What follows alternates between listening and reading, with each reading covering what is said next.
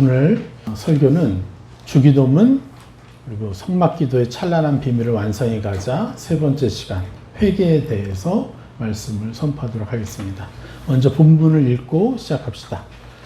자, 마태복음 6장 13절까지 읽겠습니다. 그러므로 너희는 이렇게 기도하라. 하늘에 계신 우리 아버지여, 이름이 거룩히 여김을 받으시오며 나라가 임하시오며 뜻이 하늘에서 이루어진 것 같이 땅에서도 이루어지이다.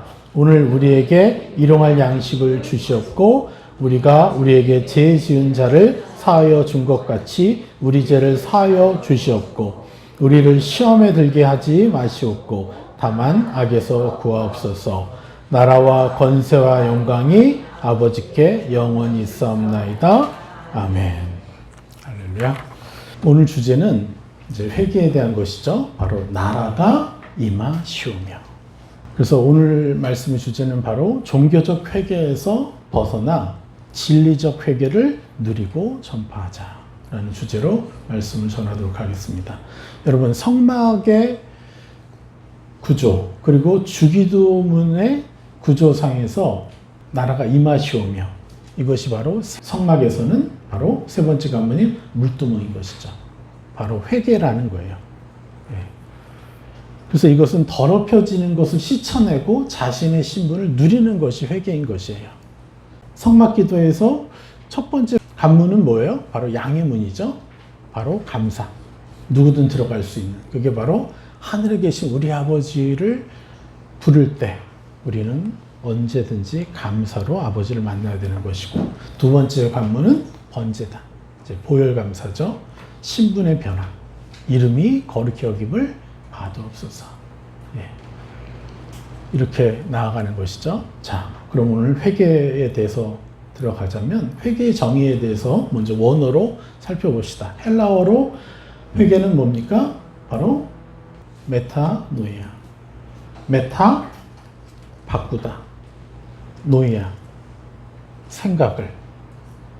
그래서 회개는 생각을 바꾸는 것이에요. 자백하는 것이 아니에요. 생각을 바꾸고 다르게 생각하는 것이에요. 영어로는 change one's mind. 자신의 마음을 바꿔버리는 거예요. 이게 바로 메타노이아. 그런데 너무 많은 그리스도인들은 이 메타노이아를 행하는 게 아니라 종교적인 회개, 그저 자백하고 자기 죄에 집중하는 회개를 해온 것이죠. 그래서 삶이 변화되지 않았던 것이죠. 그리고 히브리어로 회개는 뭡니까? 바로 슈, 돌아오라는 뜻이에요. 하나님 품으로 돌아오라. 그리고 또 더 나아가서 패배시키다. 뭘 패배시키겠어요? 우리 안에 있는 어둠, 나의 주인 되었던 어둠을 패배시키는 것이에요. 그리고 회복하다라는 뜻을 가지고 있고 무효로 하다라는 뜻이 있어요. 나의 죄와 나를 향한 악의 영향력을 무효화시키고 나를 온전한 하나님의 사람으로 회복시키는 것. 이게 바로 슈브예요. 그런데 그 슈브가 온전히 이루어지기 위해서 무엇이 필요해요? 바로 하나님께 돌아오라는 거예요. 하나님이 우리를 부르시는 거예요. 슈브, 슈브, 슈브. 어떤 상태에 있을 때요? 내가 죄 짓고 있는 상태에 있을 때. 내가 내 자신이 너무 마음에 들지 않은 그 시간에 하나님 우리를 안아주시면서 내게 돌아오라고 말씀하시는 것이죠. 자, 그래서 자백하는 회개는 종교적인 회개라고 분명히 말씀드립니다. 그리고 진리적 회개가 아니라는 것을 여러분 명확히 이해하시고 어떻게 해야 돼요? 계속해서 전파해야 됩니다. 많은 그리스도인들에게 우리의 삶이 왜 회개에도 변화되지 않았는지를 알려줘야 돼요. 자백하는 회개는 열매 얻기가 너무너무 힘들어요. 내 죄에 집중하는 회개는 변화가 정말 희박하게 일어나요. 어느 정도 성과는 있어도 그리고 수준이 하늘 차원으로 올라갈 수가 없는 것이 바로 자백하는 회개, 종교적인 회개라는 것이에요. 우리를 향한 하나님의 그 갈망은 하늘 차원의 거룩에 이르기를 원하시는 거예요. 그래서 아이를 향해서 눈 하나 째려보는 거 하나도 너무나 거대한 죄처럼 느껴야 돼요, 우리가. 여러분 그렇다고 찔리진 마세요. 예. 여러분들 하나하나를 하나님이 너무나 사랑하시기 때문에 우리가 어둡고 힘들고 지쳤고 또 우리가 거룩에 이르지 못했을지라도 그런 우리를 하나님 부르시는 거고 우리를 안아주시기 위한 것 아닙니까? 우리를 정죄하기 위함이 아니라 우리를 변화시키기 위해서 우리를 안아주시길 원하시는 것이죠. 그래서 우리는 우리 죄에 집중하는 것이 아니라 하늘의 거룩에 집중해야 되는 것이죠. 그래서 진리적 회개만이 하늘 수준에 다다를 수 있다. 이것을 명심하시고 오늘의 회개의 그 놀라운 비밀을 우리가 누려가 봅시다. 그래서 진리적 회개가 온전해지기 위해서는 필요한 것이 뭐냐면 하나님의 시야와 하나님의 입장에 서야 우리가 그 진리적 회개를 온전히 행할 수 있는 것이에요. 그러려면 어떻게 해야 돼요? 바로 하나님께로 나아가야죠. 하나님께로 가까이 가야만 되는 것이에요. 그러려면 어떻게 해요? 하나님의 품에 아예 안겨버려야 된다는 거예요. 우리가 하나님의 품에 아예 안겨서 사는 인생이 돼야 돼요. 그래야 우리가 온전한 진리적 회개를 행할 수가 있어요. 그런데 문제는 뭡니까? 문제는 하나님을 만나는데 부담을 느끼는 분들이 너무 많아요. 왜 그래요? 두 가지 문제가 있겠죠. 하나는 하나님을 두려운 하나님으로 감정적으로 느끼는 거예요. 그리고 두 번째는 자기 자신이 못마땅한 거예요. 자기 자신이 수준이 낮기 때문에 하나님의 그 찬란한 그 품에 안기기가 너무 부담되는 거예요. 그러니까 이거는 거짓 양심이죠, 사실. 내 양심이 내가 나 같은 자가 하나님 앞에 어떻게 이러는데 사실은 사단이 조종하고 있는 거짓 양심인 거예요. 특별히 우리가 죄를 짓고 있거나 또 내 자신이 마음에 안 들 때는 더더욱 나아가기가 어려울 때가 있죠. 그래서 우리의 영성의 핵심은 뭐냐? 여러분이 많이 성장했다 하는 그 증거는 내가 죄 짓고 있을 때 할렐루야 감사합니다. 이렇게 하나님을 부르고 그 품에 쏙 안겨버리는. 그럴 때 더 이상 악에게 속지 않고 내가 새로운 생각을 하게 되고 내 자신을 더 찬란한 존재로 인정해 드릴 수 있게 되는 것이죠. 하나님을 만나는데 너무나 부담되고 두려워했던 존재가 바로 모세라는 거예요. 하나님은 이런 모세를 어떻게 만나셨는지 먼저 우리가 한번 살펴봅시다. 우리 출애굽기 3장 4절부터 6절까지 같이 읽겠습니다.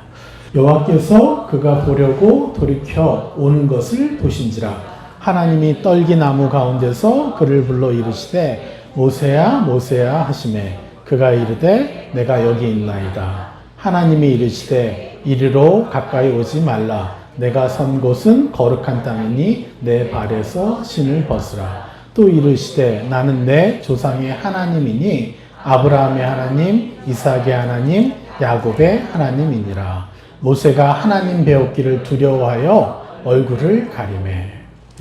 6절에 뭐라고 합니까? 모세가 하나님 배웠기를 두려워하여 어떻게 해요? 자기 얼굴을 가렸어요. 왜 그럴까요? 즉사할까봐. 하나님의 찬란한 형상을 마주하면 우리가 즉사해버리는 거예요. 너무나 찬란하고 아름다워서 내 인생이 너무나 참혹하고 비참한 인생이 되는 거예요. 그래서 얼른 모세는 자기의 얼굴을 가려버렸어요. 손으로 가렸든지 아니면 외투로 가렸든지. 여기서 우리가 명확히 알아야 될 세 가지 중요한 문제가 있어요. 첫 번째는 왜 하나님이 모세에게 가까이 오지 말라고 하셨는지 그 이유예요. 두 번째는 왜 신을 벗으라고 하셨는지 이것을 우리가 명확히 이해해야 됩니다. 그리고 세 번째는 이스라엘이 아니라 왜 야곱의 하나님이라고 자신을 소개하셨는지 이유를 살펴보고 회개에 대해서 더 깊이 들어가겠습니다. 자, 가까이 오지 말라고 하신 이유가 뭘까요? 금방 말씀드렸죠. 하나님의 찬란함에 놀라서 자신의 죄성에 대한 비참한 정죄감이 깊이 들어와서 나를 공격해버리면요 충격에 빠져서 그 자리에서 즉사해버린다는 거예요. 자, 그렇다면 도대체 하나님의 형상 얼마나 찬란할까요? 여러분, 여기서 두려워할 게 아니라 우리는 기대해야 돼요. 와, 내가 하늘에 올라가면 도대체 얼마나 아름답고 찬란한 삶을 살 수 있다는 거야. 지나가는 어린아이와 눈을 마주쳐도 내가 그 아이에게 웃어주지 못하면 나는 심각한 죄를 짓는 거예요. 이제 우리 주영상교회 성도님들 이제 그게 죄가 되죠? 이제 전에는 안 느껴지더라도 이제 그게 깊은 죄가 돼야 되는 거예요. 내가 감히 저 하나님이 사랑하신 저 어린아이를 내가 이뻐해 주지 못했다는 것이 깊은 죄가 돼야 되는 거예요. 우리가 하나님 형상에 가까이 가면 갈수록 우리는 그 하나님 형상 때문에 내 죄가 서서히 드러나고 느껴지는 거예요. 할렐루야. 저는 지나가는 아이를 보면서 웃어주지 못했던 사람이라고 분명히 말씀드렸습니다. 그런데 하나님의 형상에 가까이 가면 갈수록 그런 것 하나하나가 문제시 되는 거예요. 인지하게 되는 거예요. 그런데 이런 수준을 넘어서서 정말 그 하나님의 그 찬란함이 얼마나 놀랍길래 인간은 하나님을 바로 만나면 직사할 수밖에 없는가. 우리는 이 위대한 하나님의 찬란함을 사모해야지 두려워해서는 안 된다는 거예요. 그리고 이 문제를 어떻게 해결해 주셨어요? 하나님이 그 10cm 두께의 그 휘장을 예수 그리스도께서 돌아가심을 통해서 그 자리에서 찢어버리셔서 이제 지성소의 그 휘장이 없이 우리가 하나님과 1대1로 만나는 관계가 되어버렸잖아요. 우리는 이제 두려워하는 존재가 아니라 기뻐하고 사모하는 존재가 되어야 되는 것이죠. 자, 하나님의 형상에 가까이 갈수록 자신의 죄가 크다는 것을 더 인식하게 된다라고 말씀드렸습니다. 자, 하나님 형상에 가까이 간다는 것은 뭐예요? 그만큼 내가 더 찬란한 형상을 보니까 내 의의 기준이 더 올라가겠죠. 그렇죠? 그리고 죄에 대한 기준도 더 높아지고 더 정교해져요. 이건 계속 얘기하는 거죠. 그래서 전에는 죄처럼 여기지 않던 것들도 큰 죄로 여길 수밖에 없게 된다라고 분명히 말씀드리는 겁니다. 그래서 사도 바울이 어떻게 됐어요? 자기 자신을 말년에 어떻게 표현했다고요?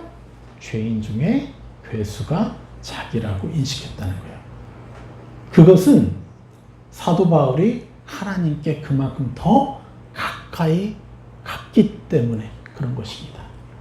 그래서 이것이 여러분의 고백이 되기를, 우리의 고백이 되기를 소원합니다. 저는 지금도 마찬가지예요. 내가 형제 자매들을 판단하고 마음에 들지 않고 그런 모습들을 볼 때 축복해 주지만, 그러나 그 찰나의 순간이 지나쳐갈 때에도 나는 어쩔 수 없구나. 내 힘으로 살면 어쩔 수 없는 거구나. 예전보다 더 깊이 죄를 느껴요. 예전보다 더 견딜 수 없는 그 고통이 있어요. 저는 그것이 상급이라고 여겨져요. 전에는 뭐 그럴 수 있지. 아니면 내가 판단한 걸 너무 정당화시킬 수 있죠. 근데 이제는 고통인 거예요. 왜 고통이 되죠? 하나님의 찬란한 형상을 내가 봤기 때문에 더 경험하고 있기 때문에 고통이 되는 것이죠. 그래서 성화가 되어 가는데도, 그러니까 즉 예전의 죄들이 사라져 가고 있어요. 그럼에도 불구하고 우리는요, 정죄감에 시달린다는 거예요. 왜요? 나의 죄성을 더 지키고 있기 때문에 그렇습니다. 그래서 여러분, 성화는 되지만 정죄감의 공격은 여전히 있다는 것을 이해하십시오. 그래서 나는 왜 아직도 정죄감에 이렇게 속아? 왜 이렇게 괴로워? 그건 속는 겁니다. 당연히 내가 더 거룩한 걸 받기 때문에 그것에 따르지 못하니까 정죄감이 오는 거예요. 악한 영은 계속 공격할 거니까. 그러니까 그 정죄감에 집중하는 게 아니라 우리가 어떻게 해요? 내가 어디만큼 변화됐고 어디만큼 변할 것인가.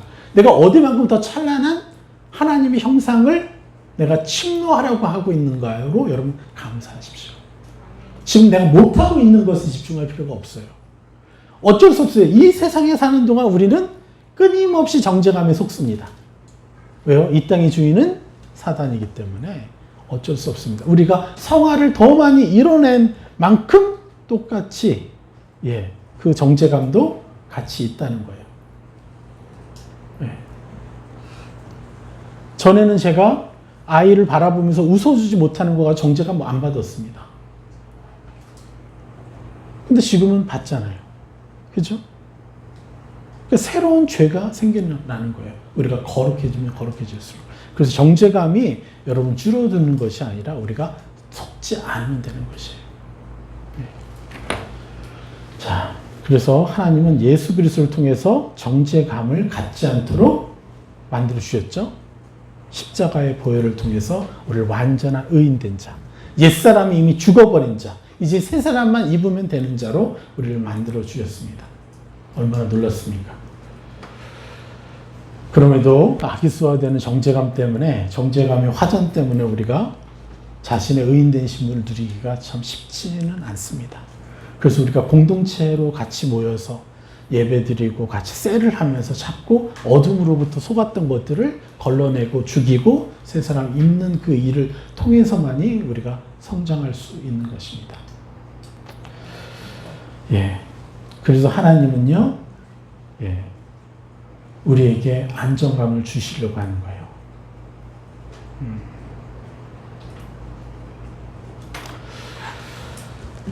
그래서 하나님이 가까이 오지 말라. 이것은 우리를 온전히 배려하기 위함이에요. 모세의 상태를 아시고 그 상태에 맞춰서 거기까지만 있으면 된다라고 말씀하신 거예요. 그러니까 하나님이 얼마나 친밀하고 얼마나 세련되게 우리를 배려하고 계시는 거예요. 여러분 기억하십시오. 그래서 하나님은요, 여기에다가 더 배려를 하시는 거예요. 그것이 바로 신을 벗는 행위. 바로 두 번째, 하나님이 왜 신을 벗으라고 하셨는지에 대한 이유예요. 자신을 두려워하는, 하나님을 두려워하는 모세를 향한 배려인 거죠. 그래서 모세가 자기가 더럽고 자기가 하나님에 대한 두려움 때문에 어찌할 바를 못하는데 하나님이 그러시는 거예요. 이제 거기까지 있고 그 다음에 너가 신을 벗어라. 여기는 거룩한 땅이다 그러면서 신을 벗어라. 그런데 많은 사람들이 신을 벗어라. 왜? 거룩한 땅이니까. 그냥 그러고 끝내는 거예요. 하나님에게 있어 거룩한 땅이 무슨 의미가 있겠습니까? 하나님에게 있어서는요, 거룩한 땅이 중요한 게 아니라 모세 자체가 중요한 거예요. 이 거룩한 땅이니까 너가 오지 마라가 아니에요.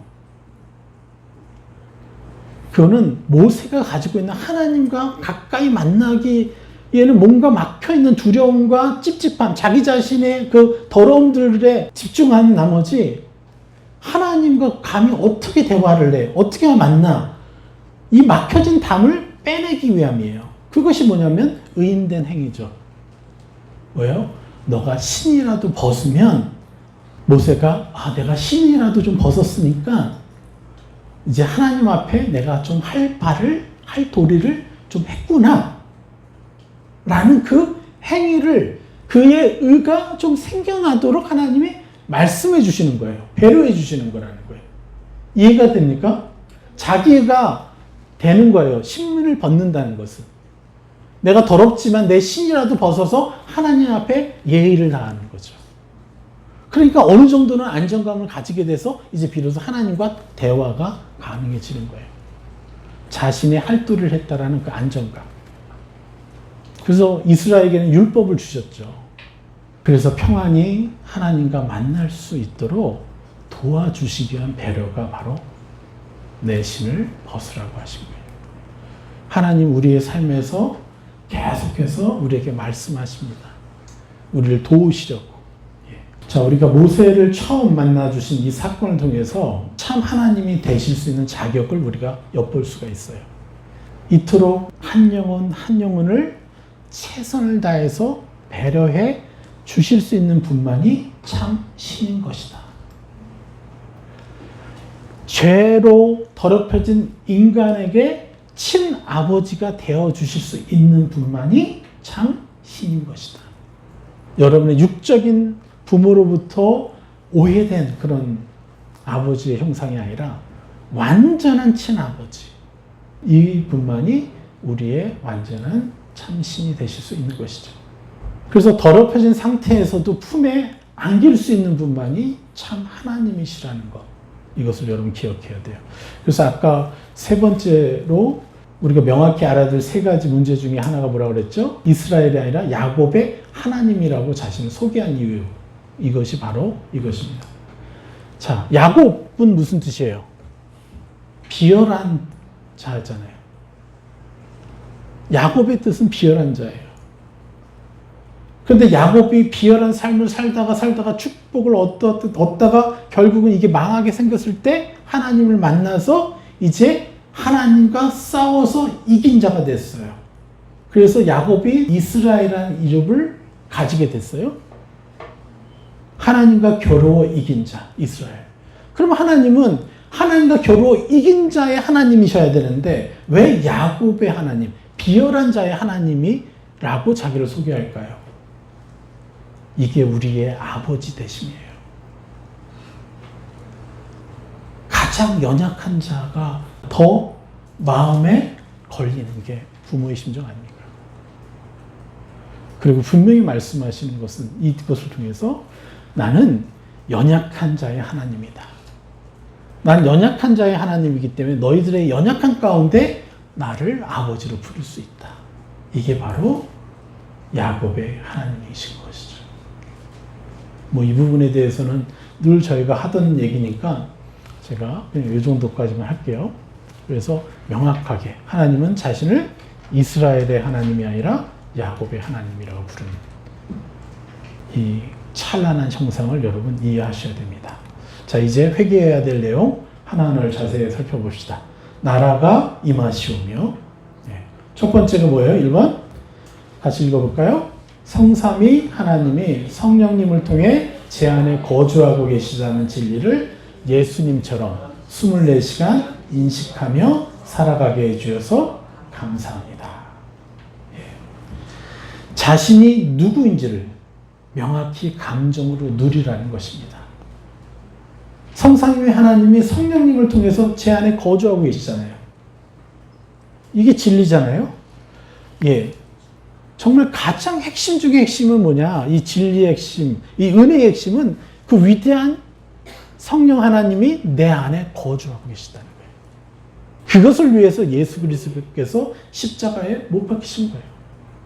그래서 성삼위 하나님, 그러니까 그 휘장이 찢겨짐을 통해서 찢겨지자마자 보혜사 성령님이 우리 안에 거주하실 수 있게 된 거예요. 이 진리를 우리는 얼마나 누리고 있습니까? 이것을 얼마나 누리느냐로 우리의 인생이 바뀌는 거예요. 우리의 인생이 결정되는 거예요. 그래서 기왕이면 우리가 예수 그리스도처럼 24시간 자신 안에 보혜사 성령님이 계시다는 것을 인식하면서 살 수 있다면 여러분 누가 가장 기쁘고 행복해 하겠어요? 나인 것 같죠? 하나님 아버지요. 십자가에 못 박히셔서 우리를 위해서 너무나 악한 그 형벌을 받으시면서 참아내시고 십자가에서 참아내셨던 그 예수님은 뭘 보면서 참으신 거예요? 우리 안에 보혜사 성령님이 들어가는 그것을 보시면서. 그냥 예수님 믿었고 천국에 가는 게 아니라 지옥과 같은 이 세상에서의 삶에 각 인생 가운데 보혜사 성령님이 우리 안에 들어오셔서 우리와 거주하시는 것을 보시면서 이분이 버티신 거예요. 그것을 위해서 내가 죽는 것은 과정일 뿐이라는 거예요. 그래서 복음의 핵심 중의 핵심은 보혜사 성령께서 우리 안에 들어와서 나와 거주하신다는 것을 내가 인정해 드리고 내 24시간의 삶에서 이런 생각 저런 생각 이런 감정 저런 감정 느껴지고 심지어 내가 죄를 지을 때라도 보혜사 성령님 당신이 나의 주인이십니다. 내 생각의 주인이시고 내 감정의 주인이시고 내 의지의 주인이십니다. 계속해서 보혜사 성령님을 내 혼 안에 생각, 감정, 의지 안에 계속해서 초청해 드리고 그분과 교제하면서 함께 생각하고 함께 느끼고 함께 축복하는 이 삶을 위해서 이런 삶을 살아가게 하기 위해서 창세기 1장 26절에서 28절의 말씀이 뭡니까? 정복하고 다스리라고 하나님 형상대로 지어주신 거 아니에요? 보혜사 성령님과 동행할 때 우리는 이 세상을 다스릴 수 있는 거예요. 정복할 수 있는 것입니다. 할렐루야. 예. 그래서 자신이 누구인지를, 내 자신이 누구인지를 감정으로까지 누리게 되는 것입니다. 이렇게 할 때. 그러면 내 몸과 내 마음은요, 어떻게 해요? 성령님을 모시고 있는 존재니까 태도가 달라지는 것이죠. 그리고 이 성령 하나님을 통해서 하나님의 나라를 또 보는 것이죠. 그래서 인간이 할 수 있는 최대치의, 인간이 가질 수 있는 최대치의 축복인 예수님처럼 이 사실을 24시간 인식하고 성삼위 하나님과 교제하는 존재. 이게 바로 그리스도인인 거예요. 그냥 예수 믿고 천국 가는 것은 그리스도인이 아닙니다. 하나님이 원래 하나님이 하시고자 하는 목적은 이 땅에서 성령님과 교제하면서 이 세상을 다스리면서 사는 존재가 그리스도인인 것이에요. 왜 그리스도인이라는 이름이 명명되었어요? 그리스도인들이 너무 멋있는 삶을 사니까 저런 사람이 있다더라 하면서 그리스도인이라고 이방인들이 지어준 거잖아요. 우리는 종교가 아니라 정말 하나님과 동행하는, 성삼위 하나님과 동행하는 그런 존재로 살아야 되는 것이죠. 그의 핵심이 바로 보혜사 성령님이라는 거예요. 2번 같이 읽어볼까요?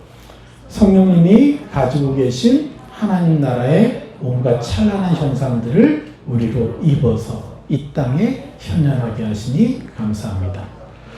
하나님 나라를 온전히 바라보시고 또 인식하시고 또 느끼시며 누리고 계신 분이 바로 성령님이죠. 그렇기 때문에 내가 그분을 통해서 하나님의 나라를 볼 수가 있는 거예요. 그래서 이제는 우리 쉬워졌잖아요. 판단되어지는 사람을 이제 축복하는 것들이 전보다 훨씬 쉬워졌잖아요.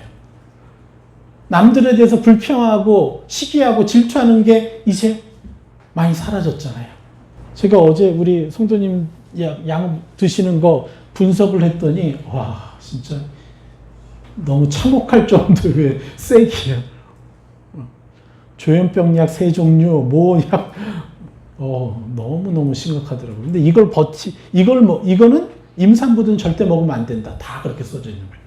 그러니까 그 사람에게 얼마나 심각하게 안 좋은 영향력을 주겠어요. 근데 의사들은 그냥 현상 유지. 이거 먹고 요 정도까지만 해 그냥. 아니죠. 정신과에서 이걸 해결할 수가 없죠. 복음만이 하나님의 형상을 우리가 입을 때만 이게 치유가 되는 거잖아요. 그래서 약을 계속 줄여가고 있지 않습니까? 그러면서 더 정상적으로 살아가고 있는 거죠. 이게 당연한 거예요. 이건 우리 그리스도인들의 기적도 아니에요. 우울증 걸리고 뭐 수많은 묶임들 이런 것이 치유되는 것은 너무 당연한 것이라는 거예요. 이게 진리냐 우리가 종교적인 삶을 사느냐로 그 증거가 나오는 거예요. 내가 치유할 수 있느냐 없느냐가. 그것의 핵심이 뭐예요? 내 안에 보혜사 성령님이 계시다는 거예요. 그래서 이분이 하나님 나라의 온갖 찬란한 것들을 입을 수 있도록 도와주신다는 거예요. 그분이 보신 것을 내가 보고 입으면 되는 거잖아요. 그래서 우리는 성령님을 존귀 여겨드려야 돼요. 그래서 하루에 여러분 수백 번 보혜사 성령님, 내 안에 계시는 보혜사 성령님, 제가 당신을 존귀 여겨드립니다. 부지불식간에 성령님을 높여드리세요. 그리고 무슨 생각할 때 성령님 당신은 어떻게 생각하세요? 당신은 어떻게 느끼세요? 당신이라면 어떻게 하시겠어요? 제가 변화되기 시작했던 것이 그런 거 아닙니까? 아이들을 향해서 내가 분노 조절 장애가 있었는데 예수님 당신은 어떻게 하시겠어요? 그랬더니 예수님 어떻게 해요? 내가 저들하고 같이 놀지. 쟤들 시끄럽게 한다고 뭐라고 할 게 아니라 화낼 게 아니라 나는 저 아이들이랑 같이 놀 거야. 이게 예수님의 형상이군요. 이렇게 우리가 성령님께 여쭙고 그리고 내가 그때 나는 아이들이 떠들고 시끄럽게 해서 제 귀에 고통이 오는 것 때문에 내가 분노하고 화내는 자가 아니라 예수님처럼 함께 기뻐하는 자입니다라고 내가 새 사람을 입었을 때 그때부터 아이들에게 화내는 것들이 사라지기 시작했다는 거죠. 우리 힘으로 하는 것이 아닙니다. 그래서 자꾸 하늘의 형상을 내가 입어야 되는 거예요. 그래서 하나님 나라의 온갖 찬란한 형상들, 하나님의 찬란한 형상들, 나라를 우리가 인식할 수 있도록 하는 것이 바로 성령님이라는 거죠. 그 성령님을 의지하고 성령님과 교제할 때 성령님이 보여주시는 거예요. 이거를 입어라. 이거를 침노해라. 그럴 때 이제 우리는 뭘 해요? 이것을 이루면서 우리가 성화에 들어가는 것이죠. 이게 그리스도인의 최대 과업인 거예요. 그러면 내 안에서 하나님 나라가 확장되고 나를 통해서 내 이웃, 내 가족이 하나님 나라가 확장되어 가는 것이니까요. 그렇게 되면 어떻게 돼요? 이 땅에 로고스가 현현하는 거예요. 로고스가 나타나는 거예요. 로고스가 뭐라 그랬죠? 신의 현현. 예. 할렐루야. 이게 우리인 것이죠. 자, 3번. 저로 완전하게 의인된 자녀요. 천국의 형상을 제 자신과 이 땅에 입혀주며 다스리는 신적 존재라는 진리를 완전하게 누리게 해주셔서 감사합니다. 할렐루야. 우리는 신적 존재입니다. 네. 자, 말씀 볼까요? 요한복음 10장 34절.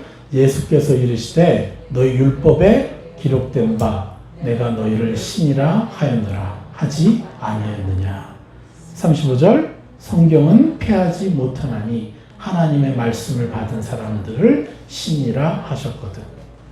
할렐루야. 오죽했으면 예수님이 요한복음에서는 이렇게 얘기하고요. 다른 복음서에서는 또 다르게 얘기해요. 진실로 진실로 아멘 아멘 하면서까지 강조하시고 심지어는 성경을 폐하지 못한다고까지 말씀하시면서 우리에게 알려주시기를 원하는 게 뭐예요? 하나님 말씀을 받은 자는 신이다.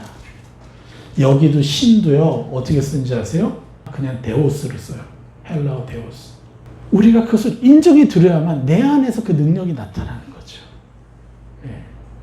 자, 이 말씀이 성경은 폐하지 못하는 율법에 기록된 바 이게 시편 82편 6절의 말씀입니다. 내가 말하기를 너희는 신들이며 다 지존자의 아들들이라 하였으나 이건 하나님 말씀하시는 겁니다. 내가 말하기를 너희는 신들이며 다 지존자의 아들들이라 하였으나 그런데 그렇게 살지 못한다고 쭉 얘기를 하는 거예요. 뒷부분은. 네. 그래서 여러분 걱정하지 마십시오. 우리는 연약한 자예요. 그래서 연약함을 부끄러워할 필요 없어요. 그저 우리가 뭘 하면 돼요? 입는 것에만 집중하는 거예요. 우리는 완전하게 의인된 자죠. 그래서 이 신분을 우리가 완전하게 누려야 되는 거예요. 그 근본적인 이유가 뭡니까? 누려야 되는 그 근본적인 이유.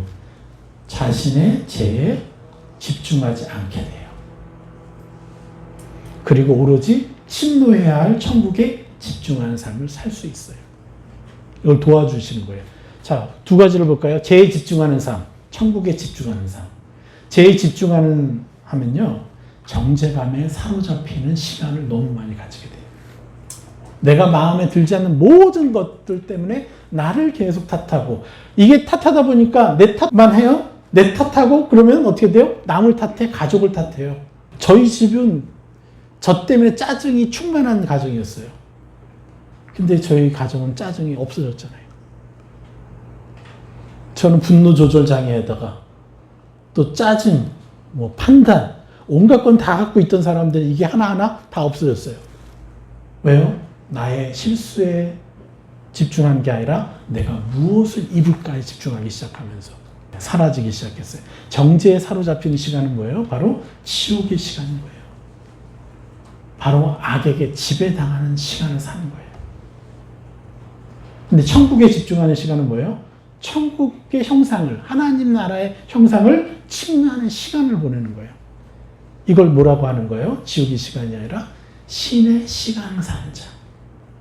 우리가 신적 존재이기 때문에 신의 시간을 사는 거예요. 그래서 다스림의 시간을 누리게 되어 있어요. 죄에 집중하는 회개는요, 종교적인 회개를 할 수밖에 없어요. 자책과 정죄와 우울과 깊은 정죄감에 빠지게 돼요. 그러니까요, 내가 무엇을 입을지 상상조차 못해요. 생각조차 못해요. 나는 이러한 사람이니까 깊은 어둠에 빠져요. 그 결과 하나님께 헌신하는 사람은요, 과도하게 헌신을 버려요. 이걸 지우기 위해서. 신천지 분들이 주로 이런 걸 하는 거예요, 지금. 예. 하나님과 인격적인 만남과 깊은 그런 것 없이 이걸 하다 보니까 과도한 헌신을 버리는 거예요. 광신도가 되기도 하고. 우리는 젠틀하게 하나님 형상이 충만하게 나와서 항상 따스하고 온유하게 사람들을 품고 사람들의 그 그늘이 되어가고 그들의 아픔에 내가 가서 어루만져주고 회복시키는 일을 아주 매력적으로 할 수가 있어요. 그래서 죄에 집중하는 회개는 결코 어느 정도는 열매가 나올지 몰라도 하늘 차원의 열매를 맺을 수 없다는 거예요. 그런데 천국에 집중하는 회개는 어떻다고요? 진리적인 회개이고 그래서 천국을 침노하는 거예요. 내 거라는 거예요. 예.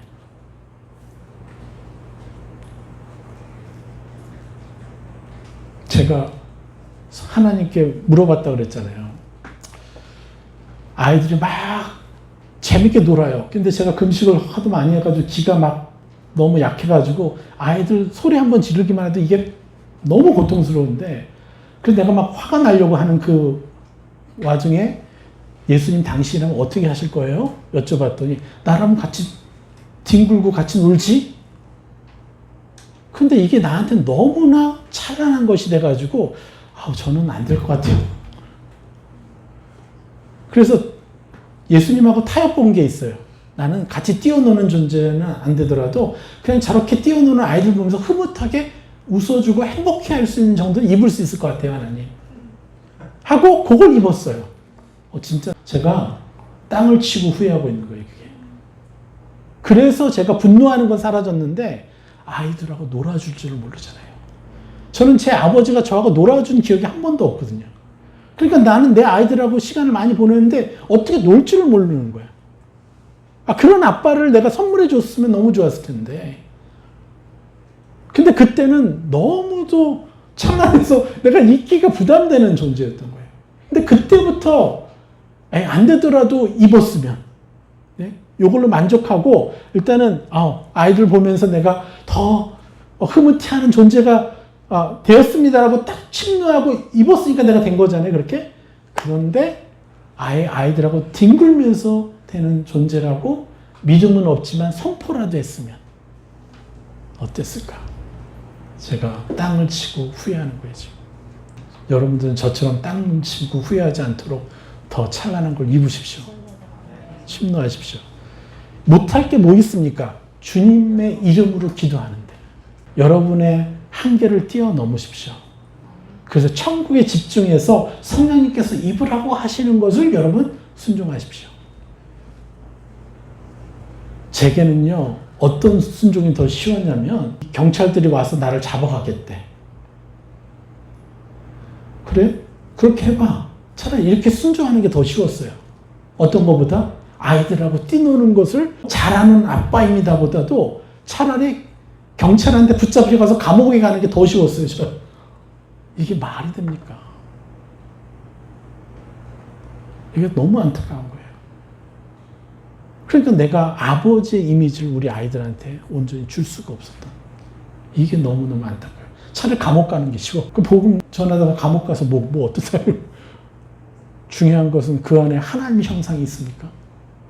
내가 경험한 하나님의 찬란한 형상을 내 아이들한테 주어야 되는 게 내 의무잖아요. 네? 여러분들한테 주는 것이 내 의무인 것처럼 똑같이. 그래서 우리는 천국을요, 내가 제한하지 않고 성령님께서 바라보시는 대로 인정해 드리는 그러한 존재가 되어야 된다는 거죠. 할렐루야. 네. 그러면 당연히 회개의 열매인 하나님의 형상이 우리 삶에서 나타납니다. 할렐루야. 그래서 천국의 형상을 제 자신과 이 땅에 입혀주면서 이렇게 다스리는 신적 존재라는 진리를 완전하게 누리게 해주셔서 감사합니다라고 계속해서 입으셔야 되는 거예요. 침노하시는 거예요. 그러니까 제가 주기도문에 이렇게 올려놓은 그 고백 하나하나, 감사 하나하나가 천국을 침노하는 것이죠. 그러니까 열심히 침노해 보세요. 여러분의 그 스케일을 엄청나게 확장시켜버려요. 그래서 하나님이 나를 이 땅에 임하게 하는 존재, 이게 바로 우리라는 거, 하나님의 자녀라는 거예요. 그렇게 되면 종교가 아니라 참 진리로 살아갈 수 있는 것이죠. 자, 우리 결론으로 얘기하면 회개의 본질은 뭐예요? 스스로의 죄를 고백하는 자백, 정죄감에 빠지는 것이 아니라는 것을 명확히 여러분 전파하셔야 돼요. 재집중하지 말라는 거예요. 천국의 형상을 침노하고 있는 것에 집중하시고 천국을 침노하는 새 사람을 입는 데만 집중하라는 거예요. 내 자신을 향해서. 그리고 다른 영혼들에게 판단되어지는 것들도 그 사람들에게 할렐루야 새 사람을 입혀주는 데만 집중하시면 어떤 관계도 깨어지지 않습니다. 그래서 우리의 삶의 모습에서 그리스도의 형상이 더 충만하게 나타날 수 있도록 진리적 회개를 선포합시다. 전파합시다. 그래서 당연히 우리 교회의 표가 뭐예요? 예수 그리스도의 형상으로 옷 입어가는 주영산 교회입니다. 예, 진짜 진리가 무엇인지 이 세상에 보여줘야 돼요.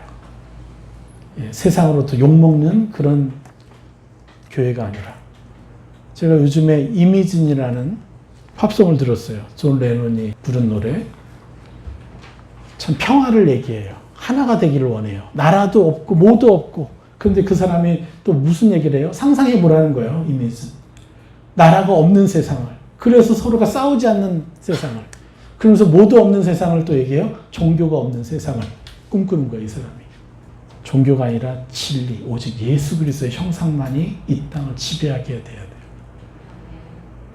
그들은 이해를 못하죠. 존 레논이 온전히 알고 이걸 썼겠어요. 다만 그들의 한계적인 시야로 너무 잘못됐다는 거예요. 나라와 나라가 싸우는 것, 종교끼리 싸우는 것, 종교가 사람을 억압하는 것 다 문제가 있다는 거예요. 하나님의 진정한 진리는요. 그 사람들의 허기진 마음을 다 어루만져주고 채워줄 수 있는 능력이 있습니다. 우리가 변화되면 가능해요. 자, 우리 멋진 예수 그리스도의 형상으로 옷 입어가는 그런 교회를 확장시켜 갑시다. 할렐루야.